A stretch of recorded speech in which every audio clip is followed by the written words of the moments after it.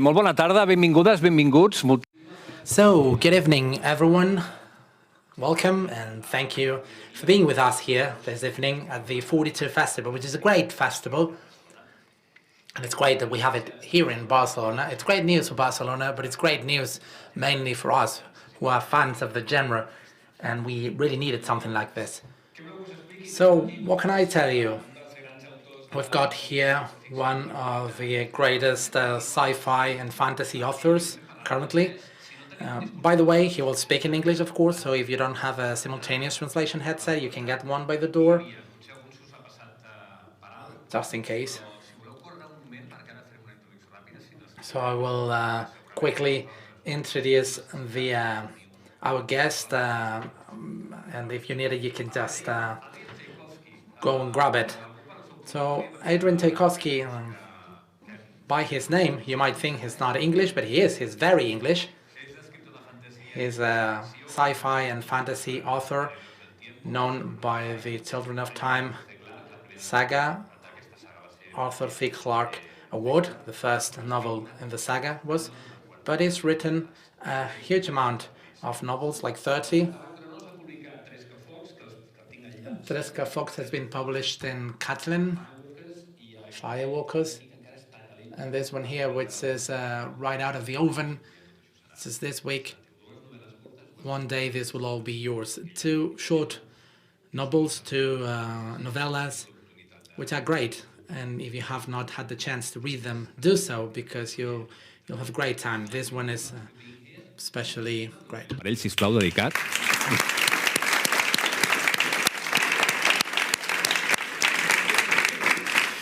I també al seu costat hi ha una persona insultantment jove. Also by his side, we have an insultingly young person, Edward Cortés, Balaguer, 1997. That's the year he was born. And he's a translator, writer. He's published the Dwindling Hybrids.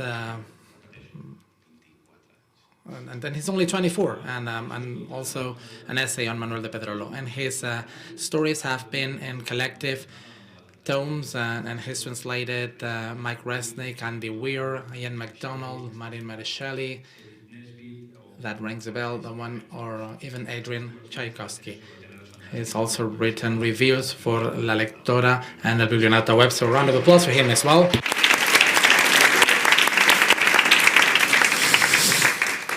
I don't know, you've never met before, have you? No us coneixeu vosaltres dos? No. Perdoneu, és que me'n vaig d'un idioma a l'altre jo. Més val que faci tot en català de moment. Okay, we'll try and do everything in Spanish and Catalan for start. So, how do you feel when you meet your translator? Because I know it's hard, difficult when they translate you because you don't know what they're going to do with your child, right? I feel very grateful when I meet my translators. As you say, I'm very English, which means I have basically no facility with any other language. So I am enormously reliant on my translators to bring my work to a wider audience, and I'm always very happy when someone wrangles my way through all that difficult prose of mine and actually manages to do it. I Edgar, en el teu cas? What about you, Edgar, in your case?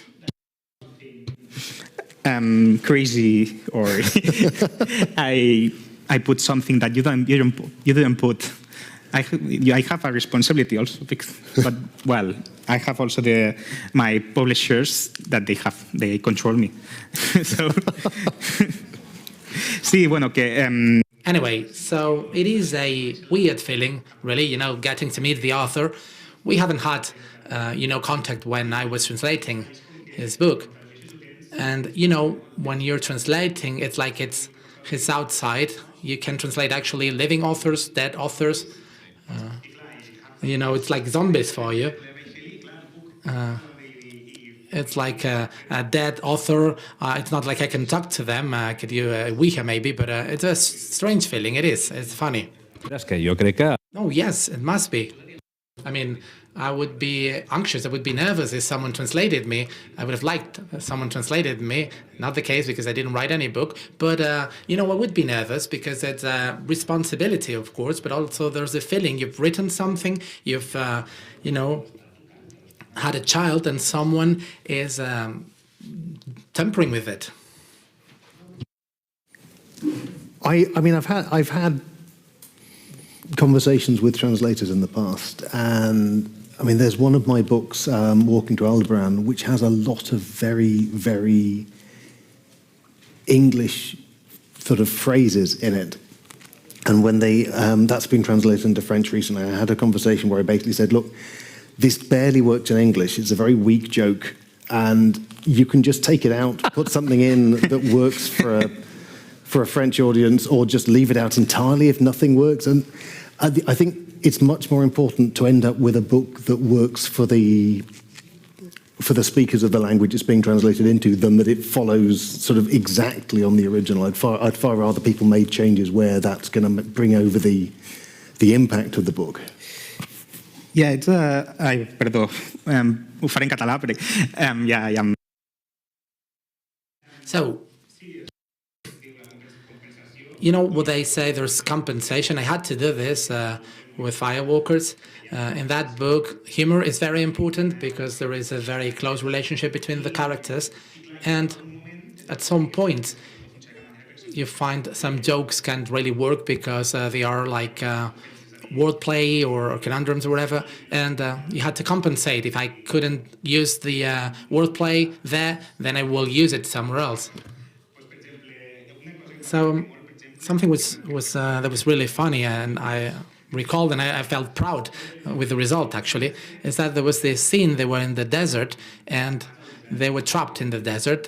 Just beware of spoilers. No. It's okay. It's by the end of the book, but it's not really a spoiler.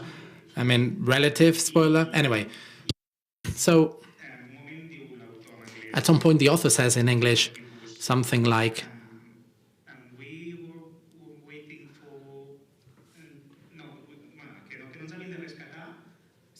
we were not expecting to be rescued because we would go crazy because we wouldn't be able to drink. And I said in Catalan, they drank their understanding, which is a phrase in Catalan. When you go crazy, you say you drunk your understanding. So that's the wordplay there.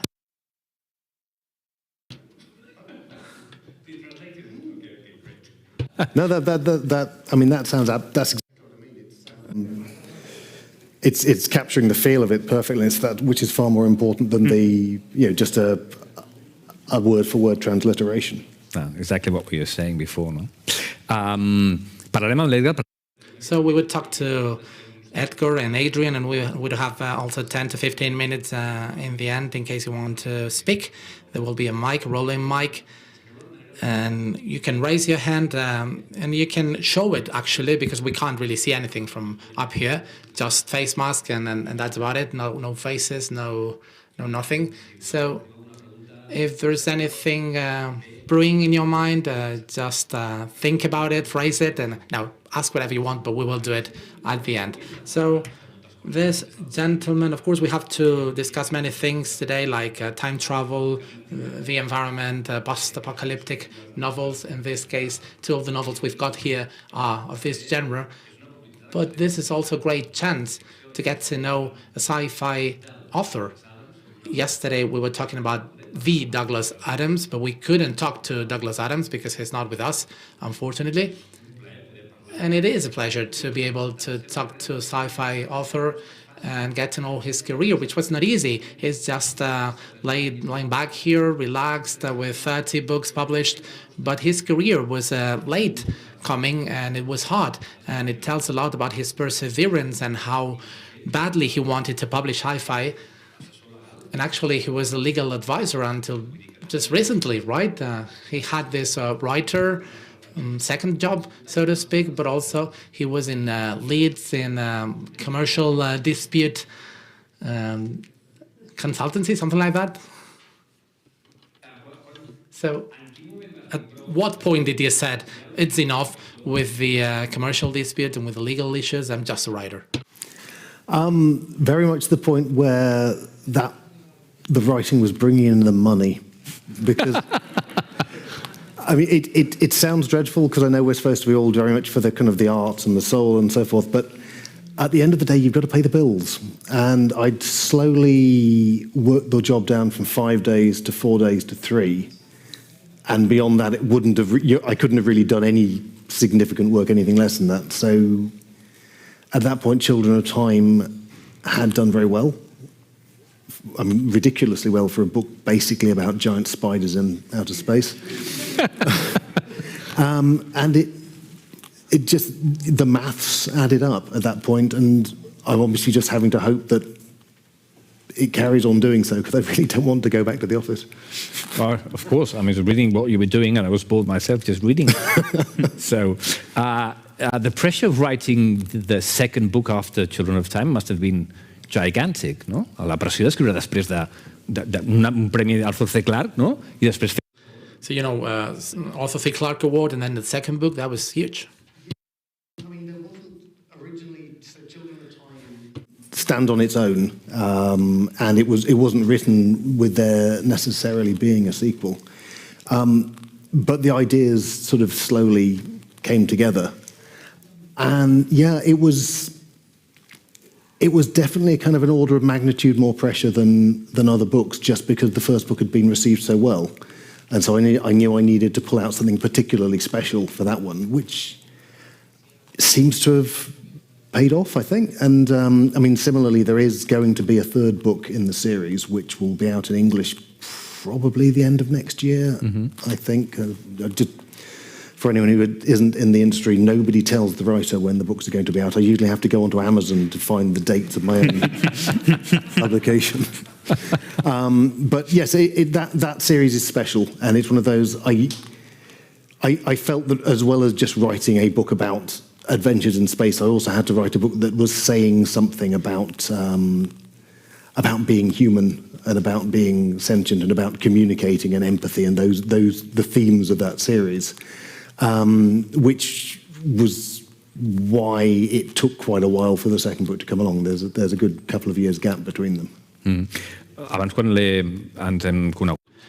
So just before when we met, I was saying I was suffering because he was not writing, because he wrote a lot in a very short time, but he said it's not really like that. There's some tricks, and he's not writing like all day, right? Right. Why aren't you writing? You're making me suffer. I mean, to a certain extent, the speed of things is a bit of an artifact of the schedule that the publishers have put the books out in. So when my first book came out in 2007, I'd written 4 books of that series, and I've kind of stayed just ahead of my deadlines ever since. I also there's a limit to how much I can write in a day. I have a certain amount kind of prepped in my head, and when I've got that down on the page, I then have to take a break and come back to it the next day. Otherwise, it gets very stale and very flat. I mean, the only kind of genuine writer's trick I think I have that accounts for the amount I can actually get done. I plan. Most people here will probably know the idea of some writers plan and some writers just write and let it come out. And for most of my work, I plan very heavily, and I think that contributes to my first completed draft of a book basically being very close to what I'll end up submitting. I don't tend to do whole extra drafts or anything like that, and which means that I'm not necessarily writing more in a day, but I'm keeping a lot more of what I write. Edgar, ¿qué dirías de la... So, Edgar, what would you say about Adrian's way of working, of writing? Well, I'm a writer, so as well. So the thing with his style, is that, well, of course, he makes a draft. I don't know if he has like a script with everything that will come after, but sometimes I have the feeling that you've written it before. And then when you're writing it, it's like you feel like doing something else because you already have the outline. I don't know if you have that feeling, or you have the outline, but then you add many things so that it gets juicy for you, and you know, have fun and not just a job.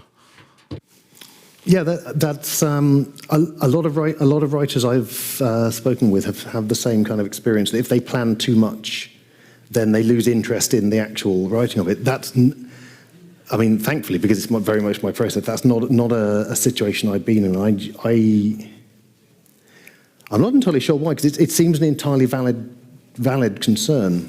Mm-hmm. But I think there's kind of a balancing point with the planning where if you have a general idea of the particular kind of structure and beats of the book without necessarily having a lot of the details.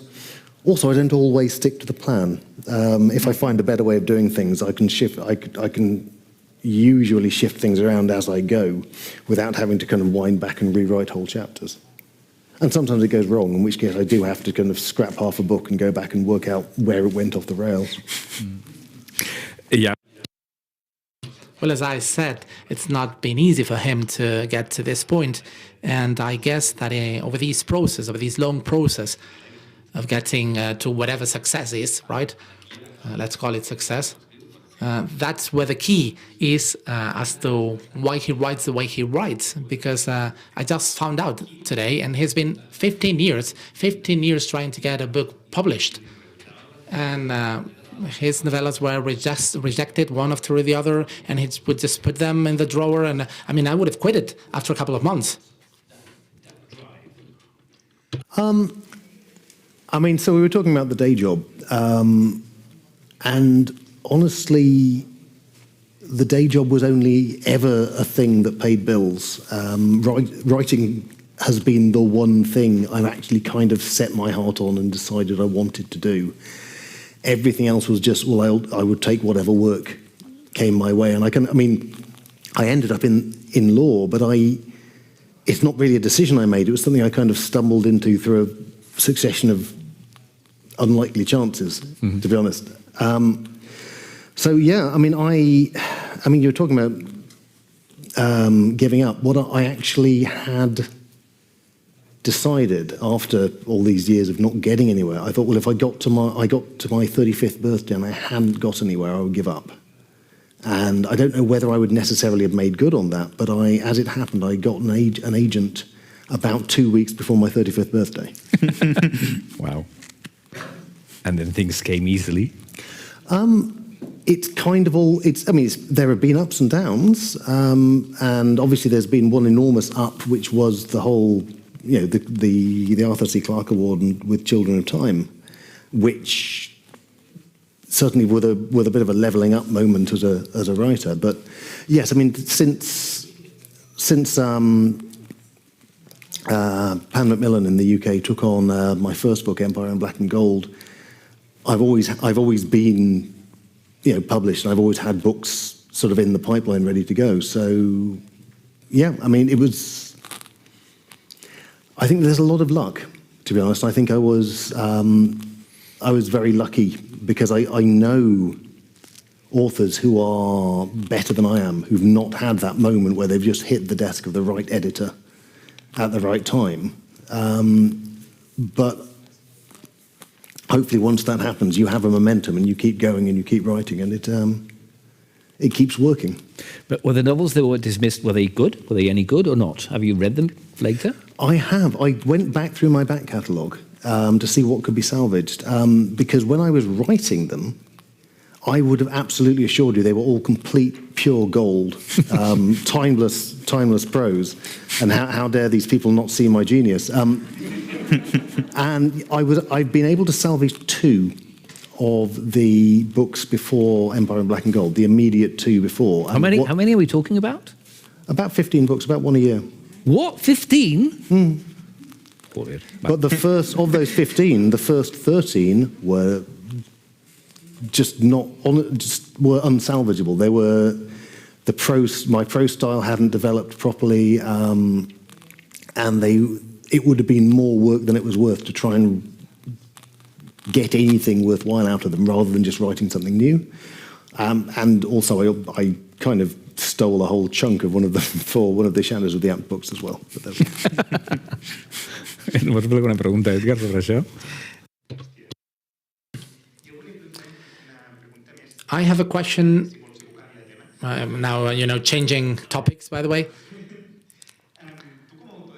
You, as a sci-fi author, something many sci-fi authors say is, the fact of being prophetic, like a prophet. They tell Asimov all the time, like he guessed what future technology was going to be like, and maybe George Orwell with 1984 also anticipated somewhat the society we've got today. So are you afraid that maybe they ask you about that, or that someone uses one of your ideas to, make it real in the future?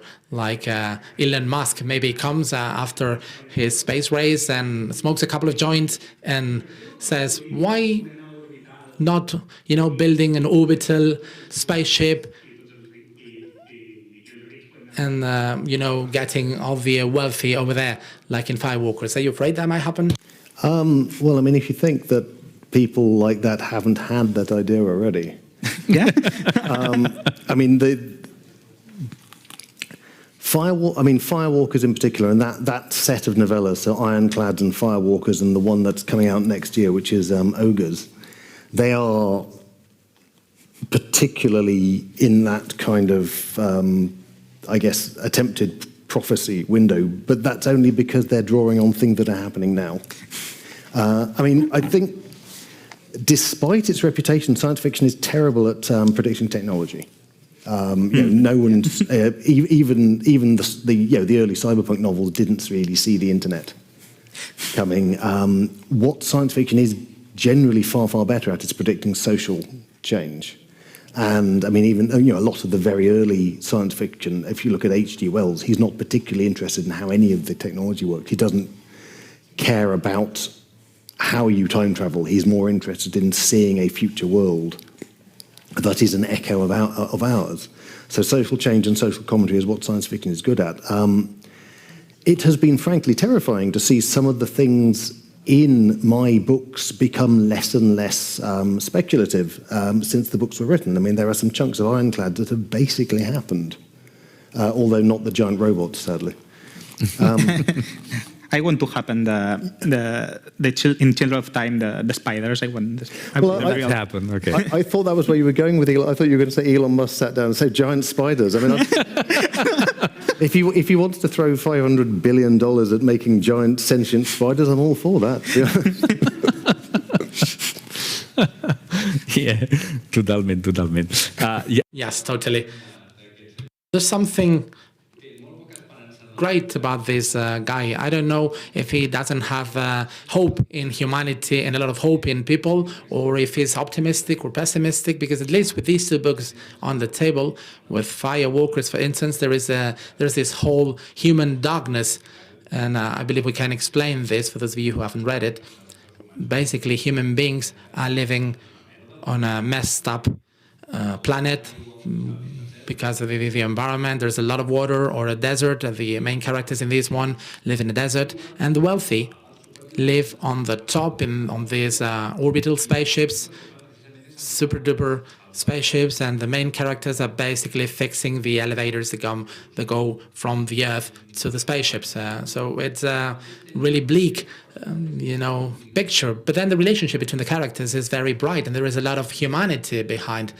And same thing with this one.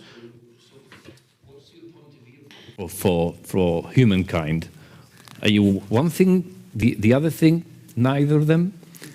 I mean, I am, as a human being, I am profoundly pessimistic. Honestly, nothing that's going on in the world at the moment is particularly giving me any more positive outlook on things.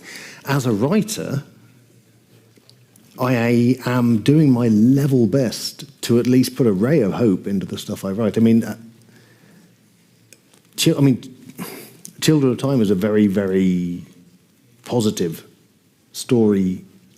Admittedly, as long as you can get past the whole giant spiders thing, in that it's a story about empathy. It's the idea that if you can look one of the Portiids in the eye and see something that is like you, if people can do that, then people can, I think, probably solve most of their problem. It's the idea of expanding rather than contracting that category of us. And I mean, I chose spiders because I like spiders, but also because spiders are the biggest challenge, really, because there's nothing in the world that people hate more than spiders. And so if you can get to that point where you can have that sort of finger-touching moment with people and spiders, then there's kind of hope for everything. And yes, I mean, in Firewalkers,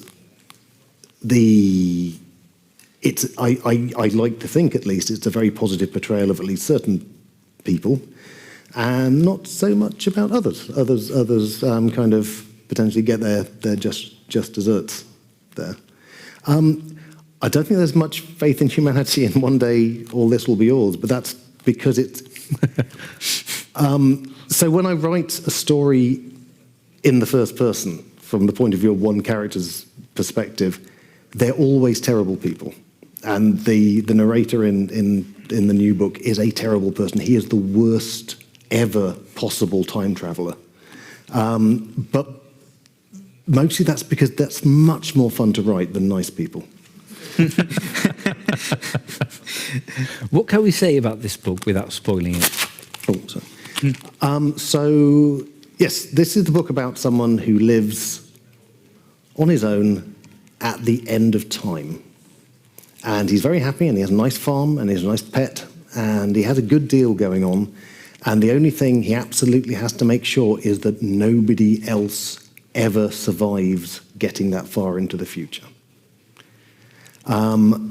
And I won't go into precisely how things go wrong for him, but even though hopefully you are kind of on his side throughout the story, I can't really disguise the fact that he is a terrible, terrible person.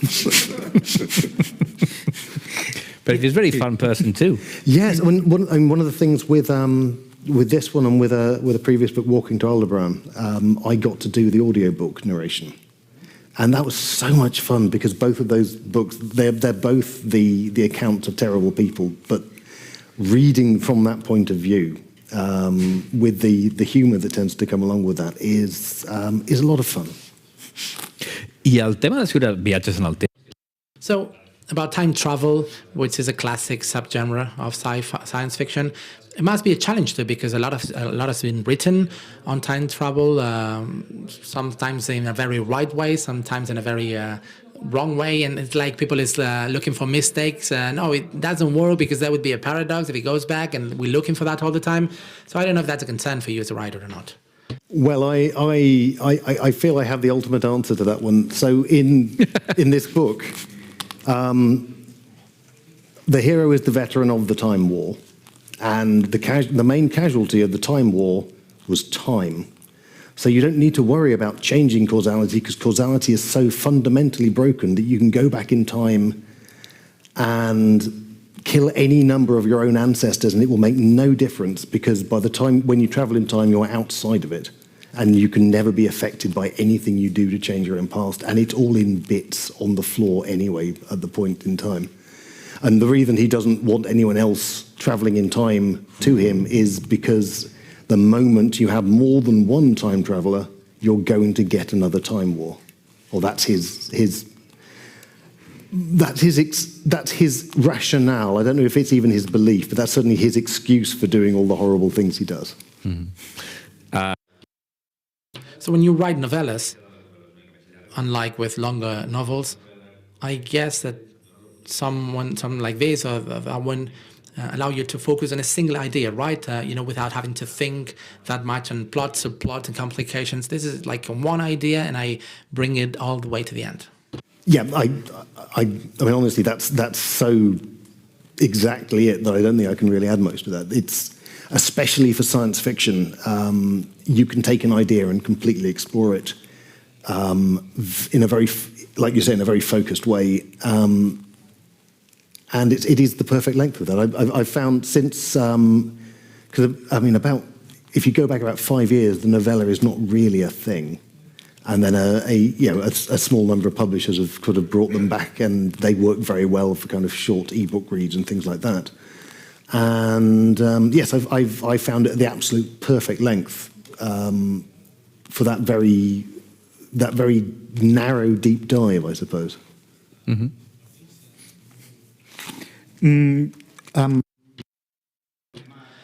Okay, so now back to Firewalkers, and as a translator, a concern of mine was, or something I felt, was the use of different languages, different languages. There was like a lot of terminology. We were discussing with the publishers how we were going to use this, like chummy and scummer. You have to find what it means and what language that's come from, because we thought it might be made up or it was, jargon, slang or something. At what point did you decide to use that language? And I understand it's like to show the multiculturality, because all the migrants that come from different places in the world, and you have like a melting pot of people there, and they speak this kind of weird English, right? So how do you come up with this language, this special language in Firewalkers?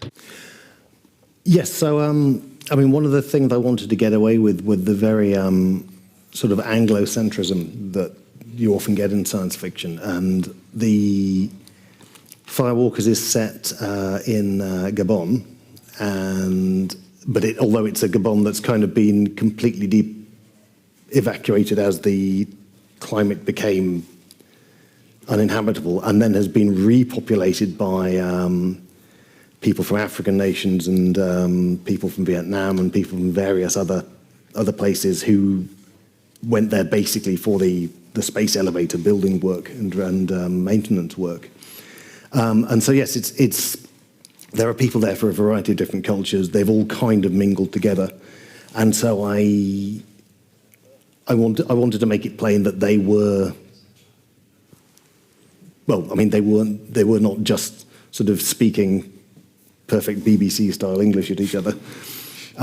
So I did my best to research various slang terms from the different cultural groups that I was bringing in, and used a kind of a melange of those. What did you say there? Sorry, a mix. I just used a kind of a composite mixture of all of those. I mean, it's hopefully I've done all right with it. It's always a tricky proposition because it's very easy, especially as an English speaker, it's very easy to basically just go around taking people's stuff, which is historically what England has generally done.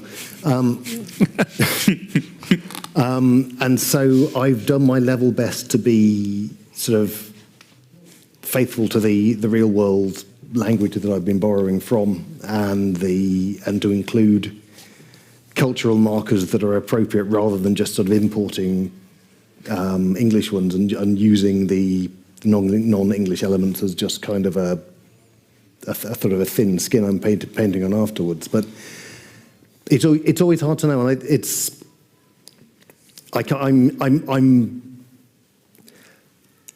I haven't actually. No one has actually kind of picked me up on anything I've done wrong. At some point in the future, I know I will do this and I will get it wrong because I don't know what I don't know.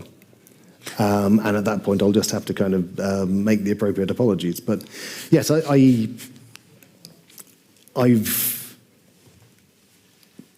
done my best not to just simply walk off with someone else's culture, and I felt it's also very important to try and represent sort of non-European, non-English speakers in a book about sort of the future of the world, because it's not just our world.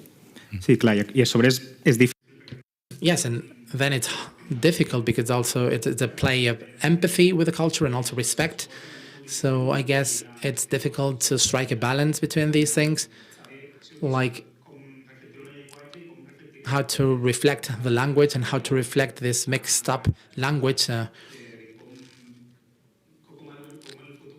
and how in the future the language may have evolved, right?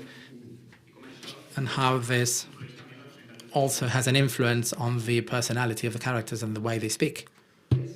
And I mean, I think it would have been very difficult if I'd been working with an actual sort of local resident modern day culture. So I get a bit of leeway because I'm using this kind of re-imported community of people from various other places. But yeah, once so I mean, with my writing, my planning stage always starts with the world and the setup, and then characters come later, and plots generally come later. So once I've got that kind of that style of language and loan words and that other details sort of sorted out, that does go a long way towards shaping what the characters are and how they come out, because I feel I've got a reasonable angle there on the sort of place and society they come from, and therefore they arise quite organically out of that. Sí, el show us nota bastant, no? Como Yes, you can tell that when you read it, there's a depth and personality in the characters. Like you end up loving them and you get affectionate. Even that bastard in This Will Be Yours. And in the end, you feel some empathy, and the resolution of the character also is empathetic with the other people, in this time travels and everything he's doing and all the crazy things he's doing, this time controller. Si li preocupa, se preocupa. So, if it's a concern that they would pick you up with the language, it's even more, I guess, with science, right? Because a lot of the science fiction you write, there's a lot of hard science facts, and obviously you make up some things. I mean, it's like you can't build giant spiders for the time being, sentient giant spiders, sentient like us. But even that story has kind of a science part, and it makes sense the way you get there. But you said, I don't know what I don't know, but how do you know what you know to write this hot science fiction? There is certainly the danger that there'll be some science element that I just haven't considered because I don't, as I say, I don't know the depths of my own ignorance on the subject. As you go on, you tend to get a bit of a feel for what you need to research more about. There's also the idea that with every book you get one big lie. So there's just one complete piece of nonsense you can put in a book and get away with it. Weirdly enough, it's not the spiders. I'm very confident that if jumping spiders were given the time to evolve, they could realistically turn into what I've got in the book, because frankly, they're very, very smart. The whole impetus of the book came from some real research by a scientist called Dr. Fiona Cross about jumping spider cognition, and they're ridiculously good at problem solving. And they have things like, they have object permanence, which is something that humans take a while to develop. And so if they were given the chance, I think they probably could become a sentient dominant species, because they seem to have brains that work in that kind of very incisive, keen way. And then the other sort of physiological changes I'm envisaging, I got to sit down with a lot of the entomology department in the Natural History Museum in London and just sort of talk through the various sort of physiological problems a large arthropod would run into. Weirdly, the thing, in Children of Ruin, I have water-filled spaceships. That took a lot of work. I had about half a dozen different physicists talking me through the various problems you have when you have something that's partly full of water or completely full of water, and inertia and momentum, and the fact that it basically weighs about 300 times as much as if it just had air in it, and things like that. And then I got to write space battle scenes using these spaceships who basically just can't stop at any point because they have too much momentum to zip them along.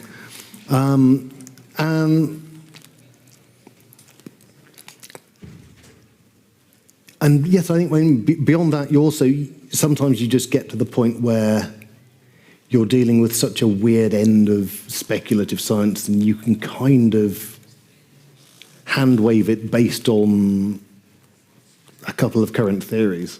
And you just hope that no one's going to make this vastly important scientific discovery just before the book comes out that means that the book doesn't make sense anymore. But how do you make the call to the National Science Museum and ask, hello, I'm researching, I would like to know if spiders can... I mean, how do you actually do that call? And how do you get people sitting at the table and explaining to you? Most of the time, if someone knows about a subject, they are very, very happy to tell you about it. No, in the best possible way. I mean, in general, scientists and educators and so forth are delighted that people are interested in their speciality. My secret weapon in this case was the head of the entomology department is the brother of my housemate from university. There it is. But I genuinely think that had someone been able to make the introduction, they would have been just as happy to to give me the time, because that tends to be how people in academia are. Let's go a bit back in time. You said earlier that you've always wanted to be a fantasy and sci-fi writer. How is that? What happened? What happened? It's not like a trauma, is it? But I mean, why? Why is that? So when I was a teenager, I was very fond of role-playing games. And a lot of the kind of the craft of building a world for a book I actually got from that particular hobby. But then when I was about sort of 16, 17, they produced the Dragonlance books. And this is a series of books based on someone's Dungeons and Dragons campaign. And I rather enjoyed them. And it suddenly almost like flicked a switch in my head to say, well, the idea of writing a book that gets published and that other people read is not something done by these weird other creatures that you have no contact with. This is being done by people like you. This is therefore something that you can also do. And as it turned out, I couldn't, because the stuff I wrote at the beginning was terrible.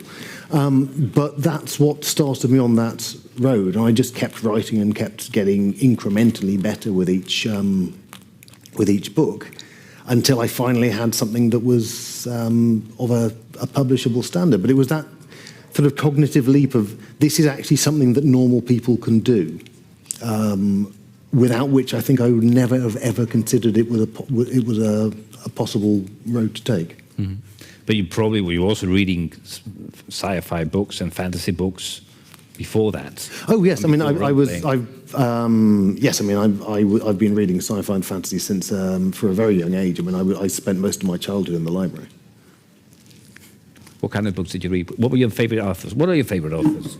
I have to ask the question. Sorry. Well, as a kid, my kind of first big sort of reading obsession was the Doctor Who novelizations from Target, which were, especially because I came to Doctor Who relatively late and I'd missed a huge chunk of it. Most of those stories were still available to kind of catch up on that way. So that was huge with me. Weirdly enough, what I didn't do was actually read a lot of what people now think of as the golden age of science fiction. And mostly because I think I was exposed to a lot of them at too young an age and bounced off them and just didn't go back. One of the things, because as an author you become very much part of a community, you end up with a lot of other authors and acquaintances and friends. So I have an enormous backlog of books by people I know that I really feel I have to read, that I'm slowly working through. So you get to a point where your reading is being kind of curated for you. But thankfully it's all good stuff. So. Well, I thought you were going to start saying Golden Age authors, because often in your novels it looks like you're getting Golden Age authors and painting them with your perspective, and obviously without the things we normally criticize, the racism and the sexism in some Golden Age authors. But you also flip that around. For instance, in This Will All Be Yours, you say, for instance, like it looks to me like a retelling of The End of Eternity by Asimov, and filtered through Jurassic Park and filtered through a book published by Kronos recently, Up the Line by Silverberg. This crazy way of walking through time travel. So you're subtly telling him he copied all of that? No, that's not what I'm saying. I will say I've not read any of those, so that's my defence against any lawsuits coming my way. I think that even without reading them, you still kind of get steeped in that culture, and I've almost certainly read a book by someone who's read one of those books, if you see. And one of the things about writing in any particular genre is you're always in dialogue with previous writers. You're always building on the ideas you've heard. And I mean, I think a lot of books do come about when an author, they read something or they see something or they hear about an idea and say, well, all right, that's been done, but that's not the way I would do it. And if I would do it, I would do it like this, and then that's the new book. And you're always kind of, you're either building on or reacting against the what's come before. So, I mean, it's very clear, for example, in a lot of fantasy fiction that if you look at the 1980s fantasy fiction, it's very much building on Tolkien, and then when you get into the 90s, it's very much reacting against Tolkien. So you have the grimdark sort of school of writing and Abercrombie and so forth like that. But both of those things are sort of building new niches in an environment that's been created by all the books that have happened up to that time. I mean, this is one thing some people talk about the idea of authors being in competition with each other, and the idea that, well, if this book, then you can't have that book. But in my experience, it's far more of like an ecology model, in that every book is creating space for there to be more books in the future. So it's almost like a branching tree. Every book is a branch, and then you can get two or more branches off that because of the mental space that book has kind of created. Great. It's like a time travel and paradoxes that they grow and grow and grow and grow. Sí. Faltan 10 minuts o... Good, so we have 10 or 15 minutes left. 10 minutes left, so if there's any question, I guess so, because we've left many things out of the table, and maybe you're interested, and I think it would be nice to listen to you. So anyone wants to ask a question? Go ahead, you've got the author here. You can ask anything. I mean, I ask questions because they cross my mind, but any questions to Adrian Tchaikovsky? Vale. No pasa res. It's okay. I mean, what about his publishers? I mean, they're in the front row, the VIP area, with the best view and not asking questions? My God. You can ask questions, you can ask us questions. No, maybe some of the day. I was thinking that for many years, science fiction and fantasy have taken up a small part of the collective imagination of society. I mean, there were many people who liked this genre, but not so many. But now it's like a fundamental, and it's like mainstream, right? With Netflix, TV series, HBO, Prime Video. I mean, they're full with sci-fi shows, and I mean, and then you forgot about the Marvel movies and everything. It's like a sweet spot, sweet time for the genre now. Yeah, I mean, I'm kind of hopeful. The essential characteristic of science fiction and fantasy is it's a literature of ideas. It's pushing the boundaries. It's asking what if in a way that other genres can't necessarily do. We're in a period of kind of unprecedented doubt about the future, and I'm hoping that part of what's going on with this renewed interest in science fiction and in the fantastical and just in that love of speculation is the idea that people are asking those questions about the future. They're asking that kind of that what if. They're asking really, what if things were better? What if things were different? Which has always kind of been the big service that science fiction has been able to do. Mm. And also about the state. Do you think science fiction is like as Anglo-centric as before? Even if we have many racialized authors or authors from different origins, it looks like a lot of mainstream science fiction, as we call it, is in English and comes from the English culture, not from other languages. Do you think that's limiting for it? It limits the way we understand science fiction? Yes, and I think that part and parcel of that idea, that literature of ideas concept, is you need a diversity of ideas. So if you, it wasn't that long ago. You could have gone to a science fiction convention and pretty much everyone would have looked kind of like me, I guess, and would have spoken kind of. And that is changing. I mean, I don't think it's necessarily changing as fast as it might, and I think it would be nice to see more books translated into English as well as English books translated out of it, because we need all the different viewpoints we can get, to be honest. I think, otherwise your pool of ideas is always going to have that kind of, that sort of, it's like a goldfish bowl. It has an invisible kind of wall around it that circumscribes what sort of ideas you're going to get, because everyone is coming from the same direction. I com creus que es pot fugir d'això? And how do you think you can escape that? Beyond translating books from non-English authors, how do you think we can widen these borders?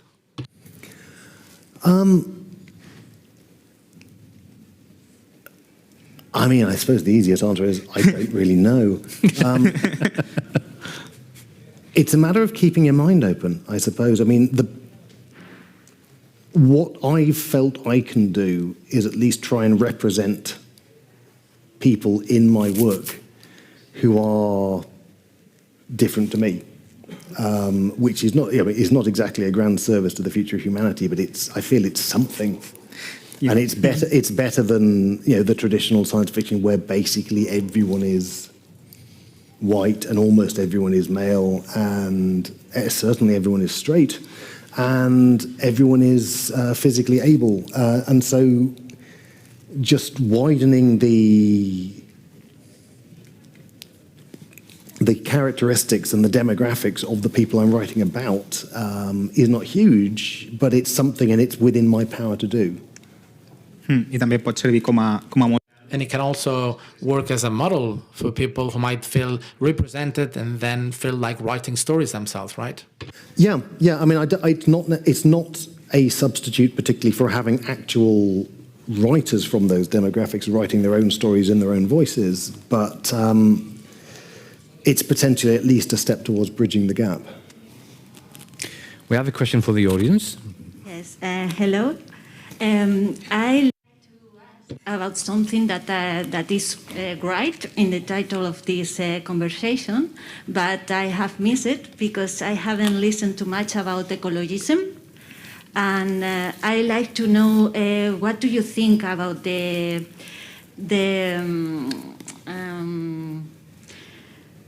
I don't know how to say in English. Voy a hablar en español.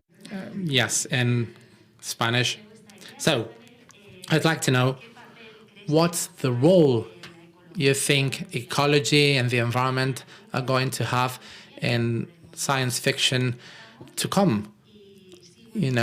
Given the current time, and then there's currents like solar punk and things like that. What's the future in that, you think? In all honesty, the future in that is the future, and if we don't have that, we probably don't have a future. One of the things I felt as a science fiction writer is for the last sort of 5-10 years, if you're writing a book set in the near future that does not in some way reference or involve the climate change problems we're looking at, then you're not being honest to yourself.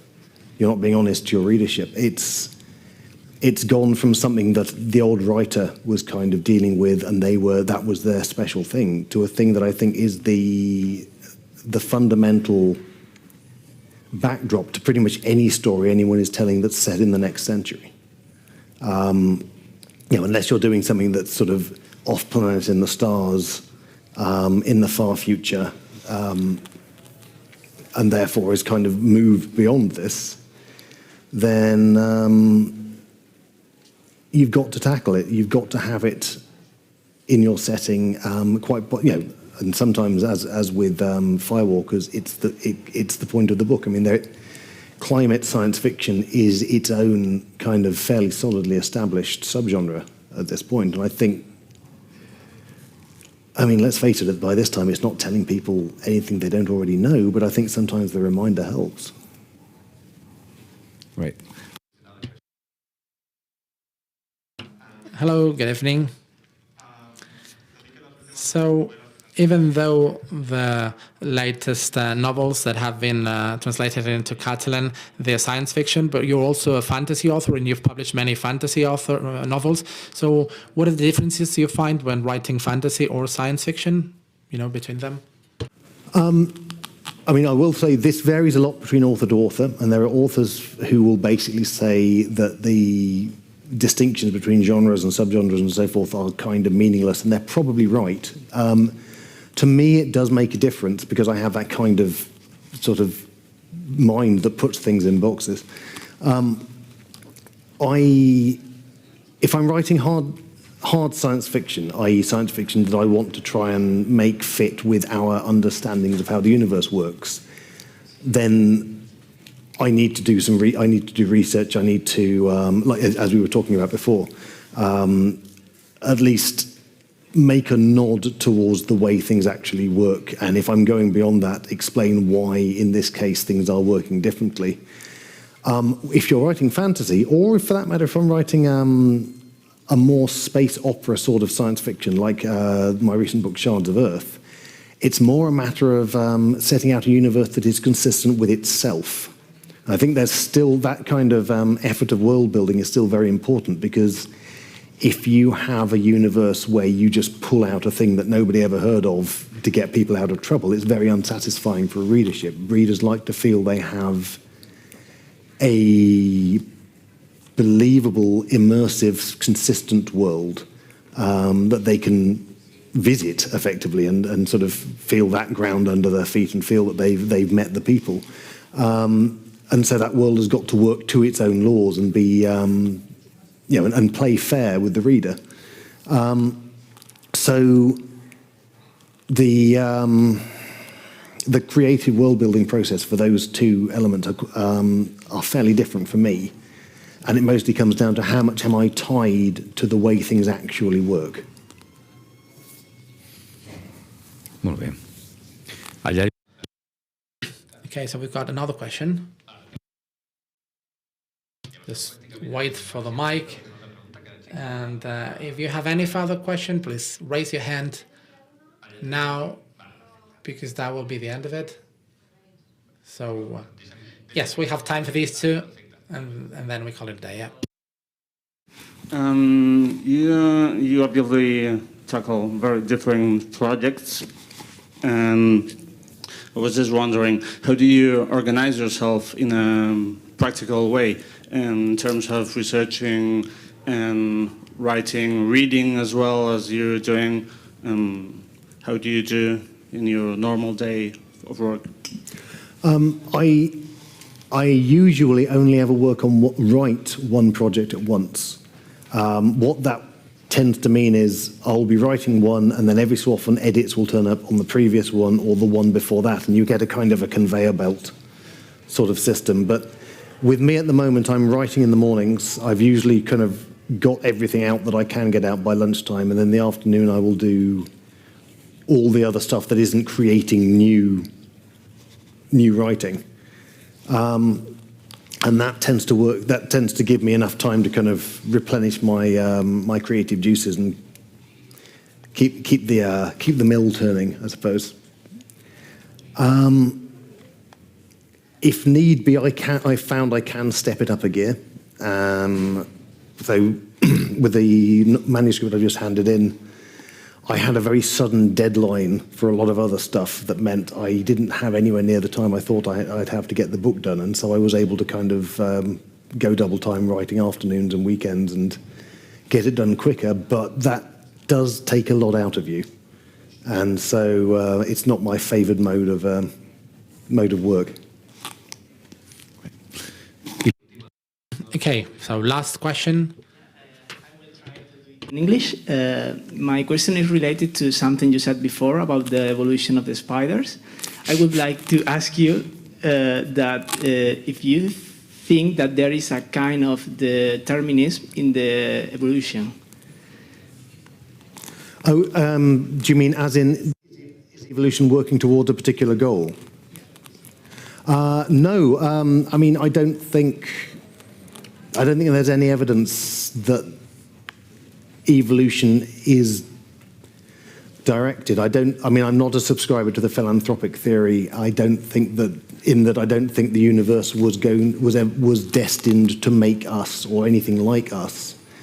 I do think that intelligence is one of those things that when it does evolve, it is sufficient of an advantage that it will likely continue to evolve and likely continue to become a more powerful tool through natural selection. And one of the things that behavioral science is discovering is animals are a lot more intelligent than we realized, including the real life portia spiders. Because for a long time, animal cognitive science was not particularly interested in finding intelligent animals. And the dominant paradigm was that animals didn't really think, and possibly humans didn't either. And that now, thankfully, seems to be a bit in the past, and we're genuinely looking and finding that even very simple animals have much more complex behaviors than we think. So I think intelligence is one of those things that doesn't evolve often, but I feel once it's there, it gets a foothold, and it does very well for anything that has it. Molt bé, doncs ho deixem aquí, que ara hi ha un altre acte.